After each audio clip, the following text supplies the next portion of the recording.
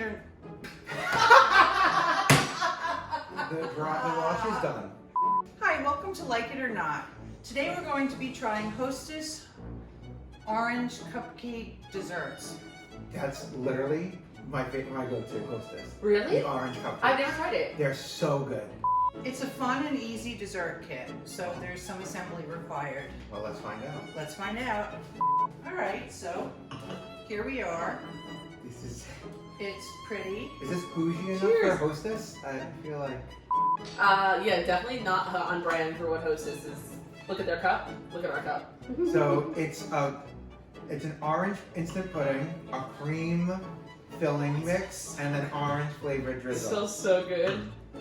It smells like orange creamsicle. Yeah. I think it tastes like cough medicine. What?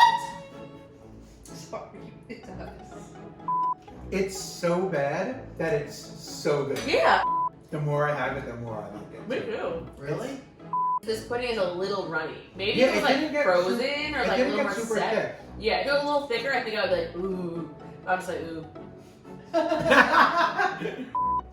Not much to say about this. I mean, I think we have the seniority Yeah. on this one. Yeah.